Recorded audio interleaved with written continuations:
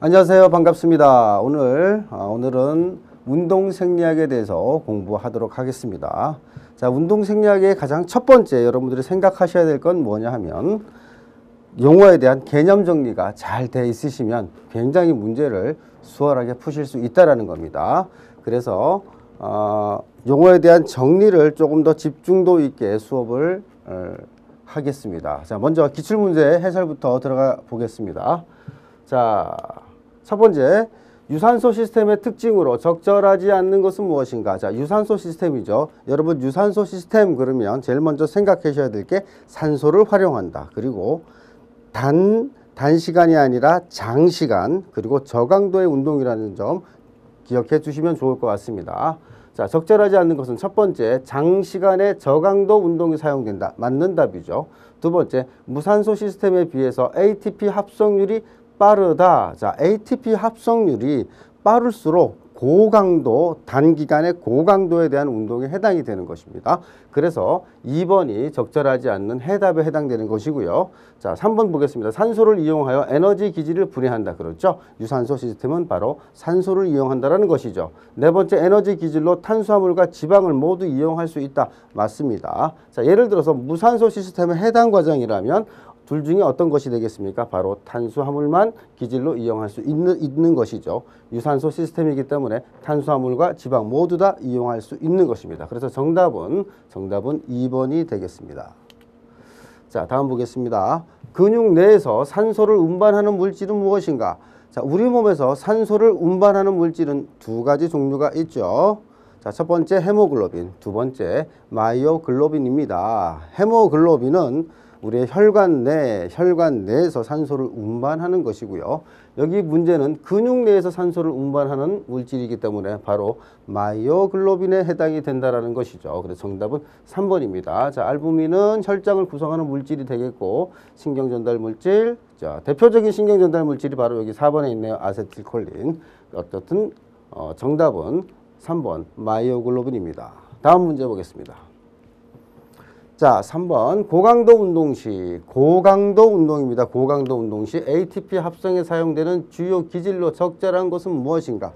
자, 아까 유산소 운동에 대해서 나왔죠. 유산소 운동의 기질은 탄수화물과 지방이라고 했습니다. 고강도 운동 시에는 자, 무산소 시스템에 의해서 에너지가 공급이 된다라는 것이죠. 무산소 시스템은 두 가지가 있죠. ATP, PC, 인원질 체계와 그리고 무산소성 해당 과정이라는 게 있습니다. 자, 여기서 고강도 운동 시에는 이 둘 중에 하나인데 에너지 기질이 들어가야 되니까 바로 무산소성 해당 과정에 해당됩니다. 해당 과정, 당을 분해하는 과정이다 해서 그럼 기질이 뭐가 될까요?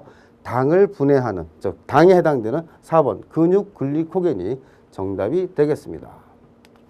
자, 다음 4번 문제 보도록 하겠습니다. 보기가 설명하는 호르몬은 무엇인가? 자, 여러분들 생리학에서 호르몬에 대한 문제는 무조건 다 암기를 하셔야 됩니다. 설명과 이해와 이런 부분들보다 모두 다 암기하셔야 되는 부분이 바로 호르몬에 대한 챕터에 해당이 됩니다. 한번 읽어보도록 하겠습니다. 4번 문제. 자, 보기가 설명하는 호르몬은 부신 수질로부터 분비되고 운동의 강도와 시간이 증가함에 따라 분비가 증가하며 지방 조직과 근육 내 지방의 분해를 촉진하는 역할을 한다. 자, 부신, 수질, 그러면 대표적인 호르몬 두 가지를 생각하셔야 됩니다. 에피네프린과 노르에피네프린. 자, 여기 보시면, 자, 정답은 3번이죠. 에피네프린. 자, 1번 인슐린. 인슐린은 췌장에서 분비가 되고요. 글루카곤도 췌장에서 분비가 되고요. 알도스테론은 부신 피질로부터 분비가 되는 호르몬입니다. 자, 이렇게 호르몬에 대한 문제는 여러분들 모두 다 외우셔야 된다는 거 꼭 기억해 두시기 바랍니다. 자, 다음 볼게요. 자, 장기간의 저항성 트레이닝에 따른 골격근의 적응으로 적응하지 않는 것은 무엇인가? 장기간의 저항성 트레이닝. 저항성 트레이닝이라 하면 어떤 트레이닝이죠? 바로 웨이트 트레이닝과 같은 그런 형태의 트레이닝에 해당이 되겠죠. 웨이트 트레이닝과 같은. 그러면 웨이트 트레이닝과 같은 저항성 트레이닝은 즉 목적이 뭐죠? 근육을 크게 만드는 것에 목적이 있다라는 것이죠. 그렇기 때문에 자, 그 부분을 염두에 두시고 한번 보겠습니다.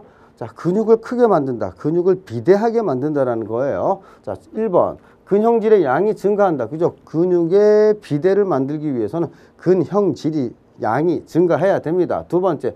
근원 섬유의 수가 증가해야 된다. 그렇죠? 섬유의 수도 증가해야지만이 근육의 사이즈가 커진다라는 것이죠. 자, 그리고 속근 섬유의 단면적이 증가한다. 자, 여러분 속근 섬유 나왔습니다. 속근 섬유. 자, 우리의 근육에는 두 가지 형태의 섬유가 있습니다. 뭐가 있죠? 속근 섬유와 지근 섬유가 있습니다. 자, 지근 섬유를 한다라고 한다면 유산소성 형태의 운동으로 저강도로 긴 시간 동안 할 수 있는 형태를 우리가 지근 운동 섬유에 해당이 되는 것이고요. 속근 섬유라고 한다면 여기에서 나오는 문제처럼 웨이트 트레이닝과 같은 저항성 트레이닝에 의해서 짧은 시간에 고강도 형태의 운동에 해당되는 근섬유질을 말을 하고 있는 것이죠. 그렇기 때문에 속근 운동은 바로 저항성 트레이닝과 연결이 될 수 있습니다. 이것도 맞는 답이고요. 네 번째, 미토콘드리아의 밀도가 증가한다. 자, 저항성 트레이닝은 무산소성 트레이닝이죠. 무산소성 시스템에 의해서 에너지를 공급받고 있습니다. 자, 미토콘드리아는 뭐예요?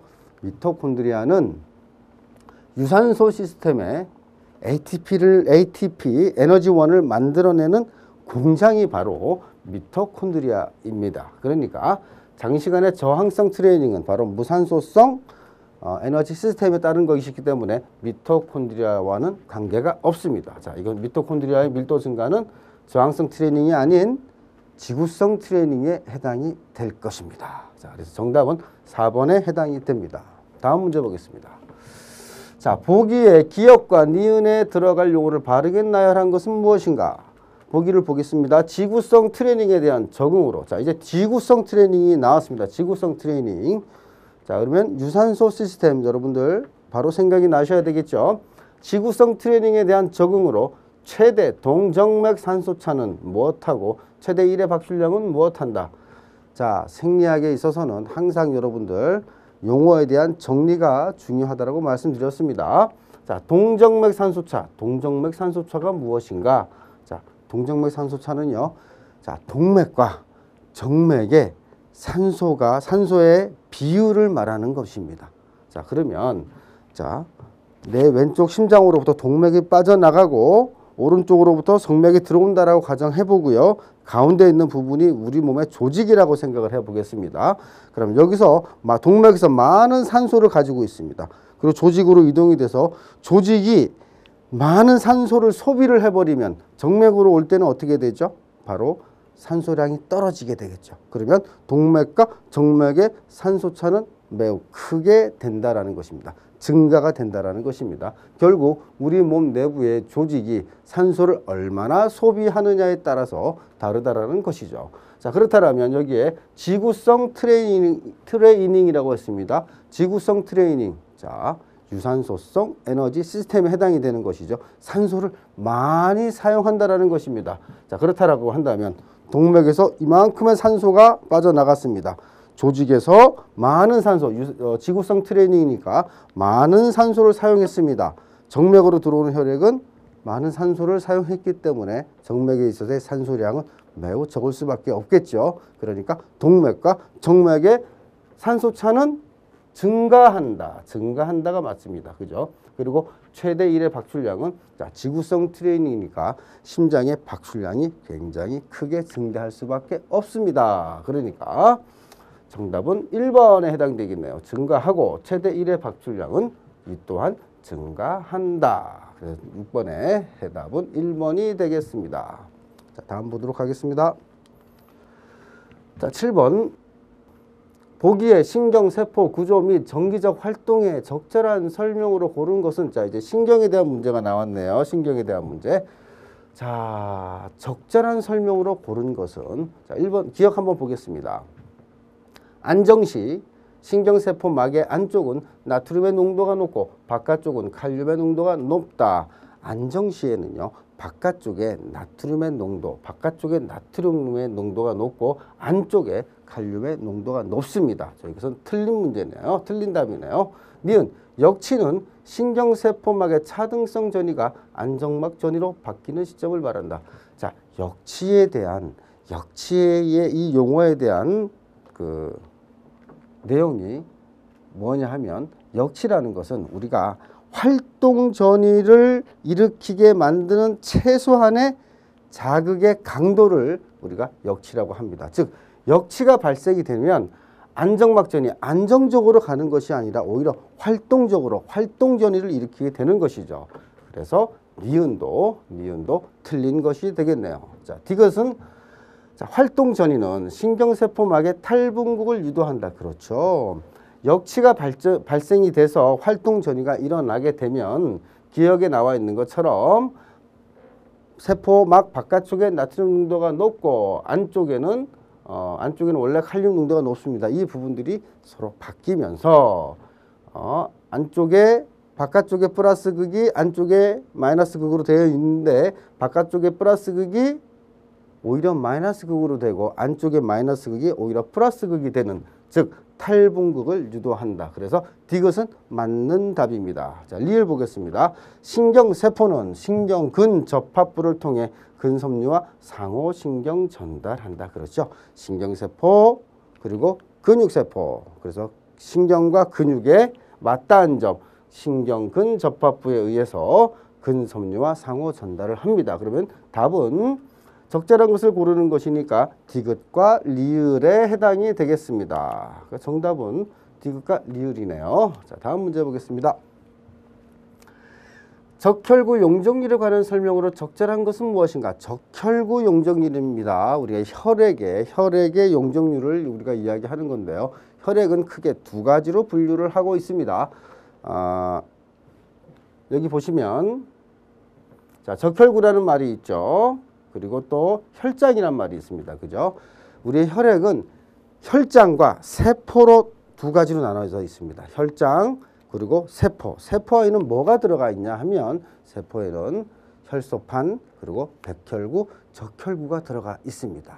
그러나 이 세포 조직에 있어서는 가장 많이 차지하고 있는 비율이 바로 여기에 문제에서 제시된 것처럼 적혈구 용적률이 세포 용적률의 대부분을 차지한다라고 보시면 되는 것이죠.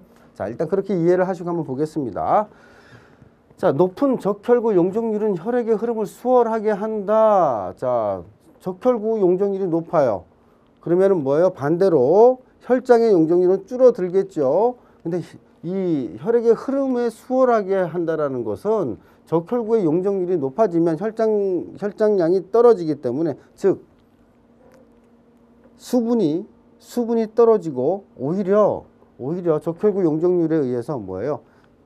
혈액이 끈적끈적한 점도가 아주 높은 끈적끈적한 상태가 된다라는 것이죠. 그래서 오히려 흐름을 수월하게 하는 것이 아니라 혈액의 흐름을 방해하게 되어 있습니다. 자, 두 번째, 그래서 이것은 틀린 답이고요. 일반적으로 성인 여성이 성인 남성보다 높은 적혈구 용적률을 보인다. 아니죠.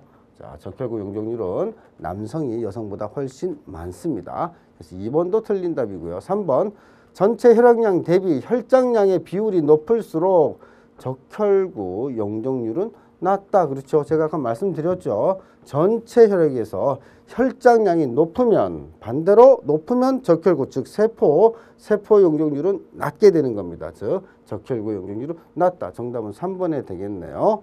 자, 4번 한번 보겠습니다. 지구성 트레이닝에 의한 적응으로 지구성 트레이닝입니다. 유산소성 운동을 말하는 거죠. 혈장량이 감소하여 적혈구 용적률은 증가한다. 지구성 트레이닝을 하게 되면요. 지구성 트레이닝의 가장 중요한 것이 뭐죠? 산소 공급을 원활히 해야 된다. 즉 다시 말하면 혈액 흐름을 원활히 해야 된다라는 의미입니다. 그래서 지구성 트레이닝에 의한 적응 오랜 시간 동안 지구성 트레이닝을 열심히 훈련을 하게 되면 혈장량이 감소하는 것이 아니라 혈장량도 증가하고 적혈구 용량도 증가하게 되어 있습니다. 그래서 정답은 이 문제의 정답은 3번이 되겠네요. 자, 9번 근세사 활주설에 관한 설명으로 적절하지 않는 것은 근세사는 크게 두 가지로 나눠지죠. 액틴 그리고 마이오신. 자, 보겠습니다. 1번 액틴은 근절의 중앙 부위로 마이오신을 잡아당긴다. 자, 저를 잘 봐주시기 바랍니다. 근세사는 위에 액틴이 있고요. 얇은 세사라고 합니다. 밑에 마이오신 굵은 세사라고 합니다.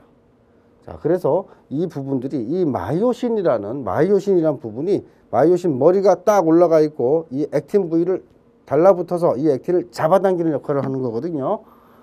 자, 근데 1번 액틴은 근절의 중앙 부위로 마이오신을 잡아당깁니다. 틀린 답이죠. 마이오신이 액틴을 잡아당기는 것이죠. 2번 마이오신 머리에 있는 인상기가 방출되면서 파워 스트로크가 일어난다. 액틴, 마이오신 머리가 액틴에 붙어서 액틴을 잡아당긴다 그랬죠. 어디서 에너지가 방출이 될까요? 바로 밑에 있는 마이오신 머리에서 에너지가 방출이 됩니다. 인상기가 방출되면서 파워 스트로크가 일어난다. 정답이네요. 그죠? 자, 그러니까 적절하지 않는 것이니까 정답은 1번이 되는 것이고요. 2번은 적절한 내용이고 3번 활동전이는 근형질 사망으로부터 나온 칼슘을 근형질대로 유입하게 된다. 자, 또다시 액틴과 마이오신 머리가 있습니다. 이 마이오신 머리가 액틴에 붙게 하기 위해서는 바로 근형질 사망에서 칼슘이 나와줘야 됩니다. 자, 이것도 적절한 내용이고요. 자, 칼슘은 액틴 세사의 프로토닌과 결합하고 트로포닌은 트로포마이오신을 이동시켜 마이오신 머리가 액틴과 결합할 수 있도록 한다. 제가 조금 전에 말씀드린 것처럼 이러한 관계를 이야기한 것입니다. 트로포마이오신은 액틴이 마이오신 머리가 붙지 못하도록 딱 커버링을 해 놓는 역할을 하는 거거든요. 이 부분을 옆쪽으로 이동을 시키는 역할을 하는 것이 바로 칼슘과 트로포닌이 만나서 만들어지는 작용이라는 것입니다. 자, 다음 문제 보겠습니다. 자, 10번 보기는 산소, 헤모글로빈, 해리 곡선의 운동 시 변화에 관한 설명이다. 기억, 니은, 디귿, 리을에 들어갈 용어. 자, 기억, 니은, 디귿, 리을을 한번 먼저 볼게요. 자, 신부 체온이 증가하여 산소, 헤모글로빈, 해리 곡선은 기억으로 헤모글로빈의 산소 친화력은 뭐뭐 시킨다. 신체의 폐하가 감소하면 곡선은 어느 쪽으로 헤모글로빈 산소 친화력은 뭐뭐 시킨다. 자, 보겠습니다. 자, 먼저 산소 헤모글로빈의 해리 곡선에 대한 정의를 한번 내려보죠. 자, 산소는 무엇을 혈액에서 무엇과 결합해서 이동되죠? 바로 헤모글로빈을 통해서 이동이 되는 것이죠. 자, 여기서 헬이라는 말에 집중을 해 주시기 바랍니다. 헬이라는 것은 산소가 방출된다라는 걸 의미합니다. 자, 산소가 방출되기 위해서는 어떤 조건이 필요하죠? 우리 조직 내에서 산소가 많이 필요할 때, 산소의 요구량이 많을 때 산소 헬이 방출되는 이 부분들이 형성이 된다라는 것이죠. 자, 여기 그림을 보시면 자, 산소 분압이 40일 때 쭉 올라갑니다. 쭉 올라가서 오른쪽으로 이동이 됐을 때는 이 정도 수치, 또 중간에 있는 이 부분은 이 정도 수치에 해당이 됩니다. 자, 다시 한번 여러분 집중하셔야 될 게 뭐냐 하면 헤모글로빈의 해리 곡선이기 때문에 내 몸에서 산소 요구량이 많게 되면 어떻게 됩니까? 산소하고 헤모글로빈이 딱 붙어 있죠. 여기에 대한 친화력이 떨어져야 되잖아요. 너무 꽉 붙어 있으면 우리 조직 쪽으로 가지를 못하겠죠. 그렇죠? 그래서 이 친화력은 어떻게 돼요? 친화력은 감소해야지만이 이 산소가 우리 조직 쪽으로 이동하게 된다라는 것입니다. 그렇죠. 그래서 산소 포화도가 낮게 형성이 돼야 되는 것이죠. 그렇다라고 한다면 우리가 운동을 하게 되는 상황에서 우리 조직이 산소를 많이 필요로 하게 되겠죠. 그렇죠. 그래서 운동을 하는 상황, 어떤 상황이 될까요? 우리 몸의 심부 온도가 올라가는 상황, 그리고 폐하가 감소되는 상황, 즉 우리 몸이 알칼리성으로, 자, 우리 몸의 피로물질들, 운동을 통해서 만들어지는 젖산과 같은 피로물질들에 의해서 우리 몸이 알칼리화되는 부분에 있어서 뭐예요? 우리는 우리 조직에서 산소를 많이 요구를 한다라고 이야기를 할 수 있습니다. 그렇다라고 한다면 이 곡선은 중간에서 오른쪽으로 이동하는 상황이 되겠죠. 자, 그래서 한번 정리를 해보겠습니다.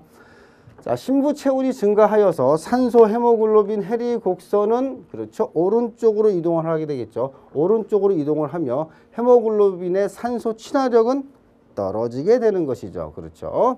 자, 그리고 신체의 폐하가 감소한다. 뭐예요? 우리 몸이 산성화 된다라는 것이죠. 산성화하면 산소 헤모글로빈 해리국수는 역시 오른쪽으로 이동을 하고 헤모글로빈의 산소 친화력은 뭐예요? 역시 감소가 된다라는 것입니다. 그러니까 이해되셨죠? 그러면 답은 오른쪽으로 이동하고 감소되고 오른쪽으로 이동하고 감소되고 하니까 1번이 정답이네요. 다음 문제 보겠습니다. 자, 보기의 근수축 유형에 따른 힘, 속도, 파워 간의 관계에 관한 설명으로 적절한 것만 고른 것은 무엇인가? 자, 근수축의 유형입니다. 근수축의 유형은 크게 두 가지로 나눠지죠. 신장성 수축과 단축성 수축으로 나눠집니다. 신장성 수축은 늘어나면서 장력이 발생되는 거고, 단축성 수축은 수축하면서 짧아지면서 힘이 발생이 되는 것이죠. 자, 그 두 가지를 이해를 먼저 하시고, 자, 기억. 신장성 수축은 수축 속도가 빠를수록 힘이 더 증가한다. 자, 우리 근육 조직, 근섬유 조직들은 힘을 어떻게 발생이 되죠? 서로 응집이 되면서 발생이 된다라고 했죠. 이 부분들이 자, 늘어나는 상황에서 빨리 늘어나게 되면 어떻게 돼요? 이 응집력이 더 강하게 만들어지면서 힘으로 만들어진다라는 것이죠. 그래서 1번은 맞습니다. 신장성 수축은 수축 속도가 빠를수록 힘이 더 증가합니다. 자, 니은 볼게요. 단축성 수축은 수축 속도가 빠를수록 최대 파워가 더 증가한다. 단축성 수축. 자, 근육이 짧아지면서 힘이 발생된다라는 것이죠. 단축성 수축은 그 대신에 이 근육이 짧아지는 과정은 지속성을 갖는 것이 아니라 서로 근섬유들이 붙었다 떨어졌다, 결합했다가 해체됐다, 결합했다가 해체됐다 하면서 힘이 발생이 되는 거거든요. 그래서 속도가 오히려 빠르게 되면 근육 파워가 증가하는 것이 아니라 감소하는 것입니다. 그래서 이해는 틀린 답입니다. 자, 이거 동일 근육에서 느린 단축성 수축은 빠른 신장성 수축에 비해서 더 큰 힘이 생성이 된다. 동일 근육에서도요.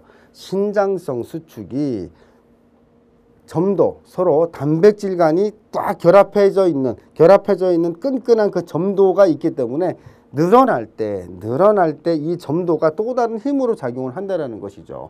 그래서 동일 근육에서도 신장성 수축이 더 큰 힘을 발휘를 하게 됩니다. 이것은 틀린 답이네요. 자, 리을 볼게요. 동일 근육의 신장성 수축은 단축성 수축에 비해 같은 속도에서 더 큰 힘이 생성된다. 자, 신장성 수축은요. 신장성 수축을 할 때는 근육 조직뿐만이 아니라 근육 조직과 연결되어 있는 다양한 형태의 결합 조직들까지도 하나의 힘으로서 작용을 하고 있습니다. 그래서 동일 근육에서도 단축성 수축보다 신장성 수축이 더 큰 힘을 생성하게 되어 있습니다. 그럼 답은 기억과 리을에 해당이 되겠습니다. 해답은 3번에 해당이 되겠네요. 자, 12번 보겠습니다. 자, 장시간의 운동 시 발생하는 탈수 현상이 심혈관계에 미치는 영향으로 적절한 것은 탈수 현상입니다. 탈수 현상. 우리 몸에서 수분이 빠져나간다라는 것이죠. 자, 그럼 보겠습니다. 수분이 빠져나갑니다. 1번, 혈액량이 점차 증가한다? 아니죠. 혈액의 혈장이 수분으로 되어 있죠. 자, 그래서 1번, 혈액량은 점차 감소한다입니다. 틀린 거고요. 심박수는 점차 증가한다. 그렇죠. 혈액량이 감소가 되기 때문에 그 혈액량을 보충해 주기 위해서 심박수는 계속 증가하게 되었습니다. 그죠? 자, 3번. 그러면 2번은 맞는 것이고요. 자, 3번. 심실의 확장기말 용량이 점차 증가한다. 자, 혈액량이 감소하기 때문에 심실의 확장기말 용량, 심장으로 들어오는 혈액량도 뭐예요? 증가하는 것이 아니라 감소가 된다라는 것이죠. 자, 4번. 우심방으로 돌아오는 정맥 환류의 양이 점차 증가한다. 바깥쪽으로 빠져나가는 혈액량이 적기 때문에 정맥으로 돌아오는 혈액량도 역시 감소하게 되는 것입니다. 4번도 틀린 거고요. 3번도 틀린 것이고요. 정답은 2번에 해당이 되겠습니다. 자, 3번. 운동 단위에 관한 설명으로 적절한 것은? 자, 운동 단위는요. 한마디로 정의하겠습니다. 하나의 신경이 컨트롤링하는 여러 개의 근육. 이렇게 여러분들이 기억해 두시면 됩니다. 하나의 신경이 컨트롤하는 여러 개의 근육. 자, 1번 볼게요. 하나의 근섬유와 연결되는 여러 개의 알파 운동 뉴런을 말한다. 거꾸로 되어 있죠. 그죠? 하나의 알파 운동 뉴런이 연결되어 있는 여러 개의 근섬유라고 해야 맞는 것입니다.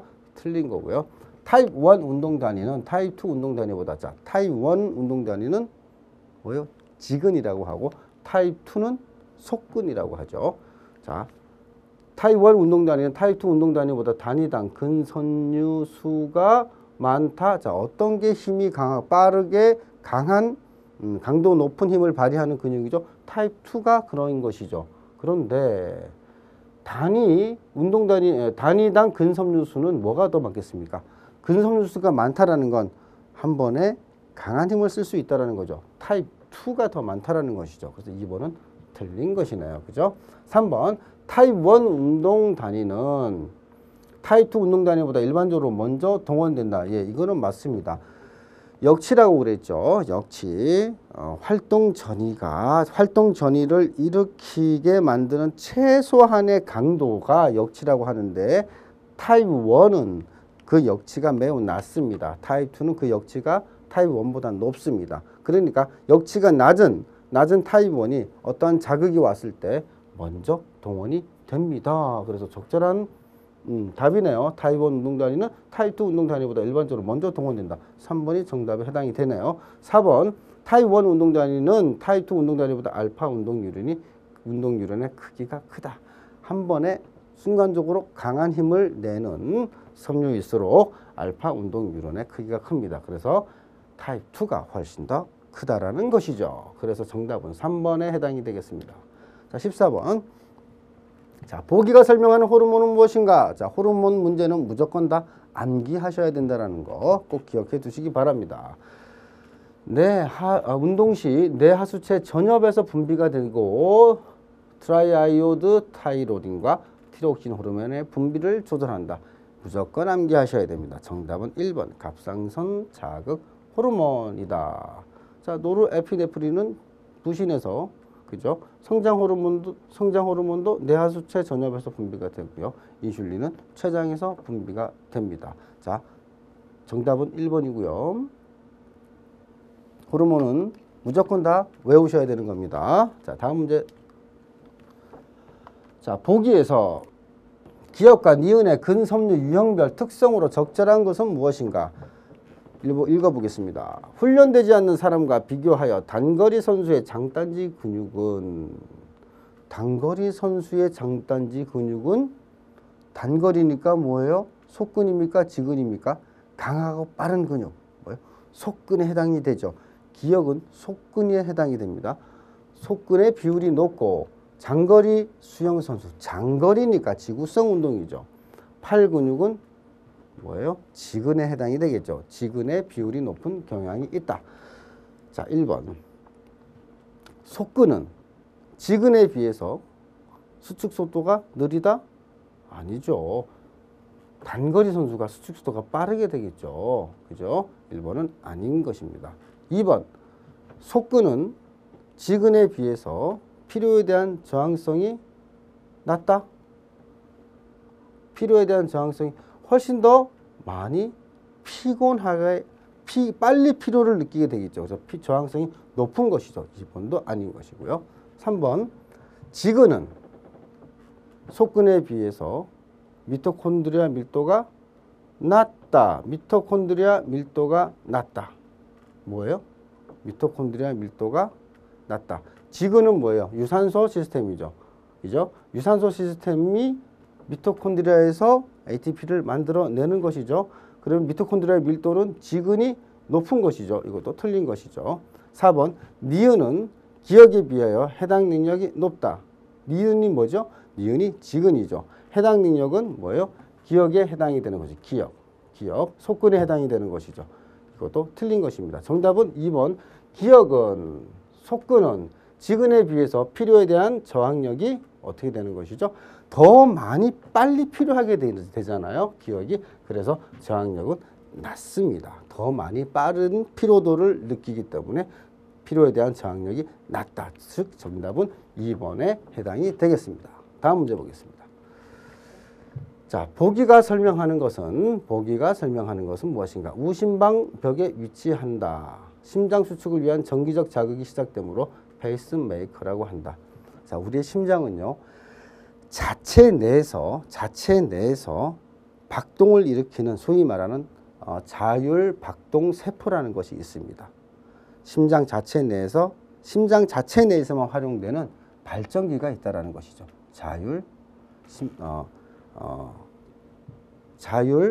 자율적으로 이 활동 전이를 일으키는 세포가 있다라는 것입니다. 그것은 바로 뭐냐 하면 동방결절에 해당이 됩니다. 동방결절. 자, 그래서 이 동방결절은요, 우심방벽에 위치하고 있고요. 자, 그래서 이 우심방벽에 위치하고 있고 심장 수축을 위한 정기적 자극이고 페이스메이커 역할을 하는 것은 바로 동방결절입니다.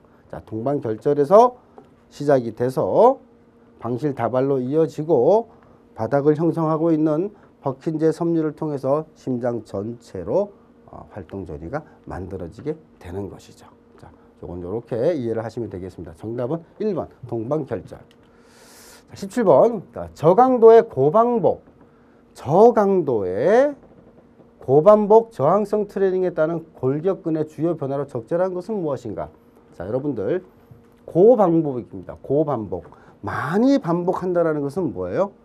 지구력을 증진시킨다라는 것이죠. 저강도, 많이 반복을 하려면 웨이트가 무거우면 많이 반복을 할 수 없겠죠. 그래서 저강도로 많은 반복을 하는 저항성 트레이닝에 따른 골격근의 주요 변화로 적절한 것은 무엇인가? 고반복이기 때문에 뭐라 그랬죠? 지구력에 대한 운동이라는 것이죠. 자, 한번 볼게요. 1번 근비대. 근비대는 뭐예요? 근육이 커지는 걸 말하는 것이죠. 이거는 고반복이 아니라 고강도의 저반복에 해당이 됩니다. 근력도 고강도의 저반복에 해당이 되고요. 근파워도 역시 고강도의 저반복에 해당이 됩니다. 정답은 4번 근지구력이죠. 다음 문제 보겠습니다. 보기에서 인체 내 가스 교환에 관한 설명 중 기억과 니은에 들어갈 용어가 바른 것은 무엇인가? 가스 교환입니다. 가스 교환 그러면 뭐예요? 우리가 산소를 흡입을 해서 조직 내로 보내는 거. 그리고 조직으로부터 빠져나온 이산화탄소를 우리가 바깥쪽으로 내보내는 것. 이것이 바로 인체 내 가스 교환이라는 것이죠. 자, 그럼 보겠습니다. 운동 시 폐포로 유입된 무엇은 폐모세혈관으로 확산된다. 그렇죠? 이건 뭘까요? 운동 시 폐포, 기관지를 거쳐서 폐를 거쳐서 폐포로 유입된 산소죠. 이 산소가 폐모세혈관으로 확산이 돼서 우리 조직으로 들어가는 것이죠. 운동 시 근육에서 생성된 뭐예요? 운동할 때 근육에서 생성된 우리 몸에서 나오는 찌꺼기에 해당이 되는 것이죠. 무엇은 모세혈관으로 확장이 된다. 그럼 뭐예요? 이것은 바로 이산화탄소에 해당이 되겠죠. 정답은 2번 산소와 이산화탄소가 되겠습니다. 자, 19번 운동 시 교감신경계의 활성화에 따른 반응으로 적절하지 않는 것은 교감신경계. 자, 이건 자율신경계에 대한 문제입니다. 이 문제 아주 자주 나오는 문제죠. 자, 교감신경계라고 한다면 여러분들 교감신경계는 흥분 상태, 즉 스트레스 상태를 생각하시면 됩니다. 자, 볼게요. 1번 자, 흥분하면 심박수가 올라가죠. 2번 소화기 활동이 증가한다.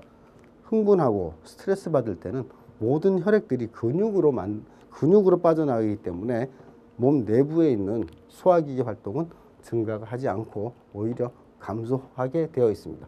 정답은 2번에 해당이 되겠네요. 소화기계 활동이 감소한다. 자, 19번. 자, 3번. 골격근의 혈류량이 증가한다. 그렇죠. 제가 말씀드렸죠. 심박수가 증가하고 흥분하고 스트레스를 받는 상황이기 때문에 모든 혈액들이 근육으로 빠져나가게 되어 있습니다. 3번도 맞고요. 자, 그리고 호흡수 및 가스 교환율이 증가한다. 그렇죠. 심박수가 증가하고 모든 혈액들이 골격근으로 빠져나가면서 호흡수도 올라가고 가스 교환율도 증가합니다. 정답은 2번 소화기계 활동이 증가한다가 정답입니다. 자, 그다음 마지막 20번 문제입니다. 장기간의 유산소 트레이닝에 따른 심혈관계의 적응으로 적절하지 않은 것은 무엇인가? 장기간의 유산소 트레이닝에 따른 유산소 운동입니다. 심혈관계의 적응입니다. 적응. 자, 여러분들 반응과 적응에 대해서 여러분들 반드시 생각하셔야 됩니다. 적응은 운동을 충분히 연습하고 난 다음에 우리 몸이 어떻게 변했는가를 물어보는 것이 바로 적응이라는 것이죠. 자, 보겠습니다. 유산소 트레이닝이니까. 자, 안정시 심박수가 감소한다. 유산소 트레이닝 오랜 시간 동안 훈련을 하게 되게 되면 심장에서 한 번에 뿜어 나오는 혈액의 양, 심박출량이 증가하기 때문에 오히려 심박수는 감소하게 되어 있습니다. 자, 두 번째, 이거는 맞고요. 최대 산소 섭취량이 증가한다. 유산소 운동이니까 당연히 최대 산소 섭취량은 증가가 되겠죠. 그리고 세 번째, 최대 심박출량이 증가한다. 그렇죠. 아까 좀 전에 설명을 해드렸죠. 심박출량이 증가하기 때문에 심박수는 감소할 수 있다라고 말씀드렸습니다. 그리고 네 번째, 안정시 1회 박출량이 감소한다. 이게 틀렸네요. 그죠? 안정시 1회 박출량이 증가하기 때문에 심박수는 감소하게 되는 것입니다. 그래서 정답은 4번에 해당이 되겠습니다. 자, 여기까지 2020년 운동생리학 기출문제를 여러분들과 함께 분석해 보았습니다. 감사합니다.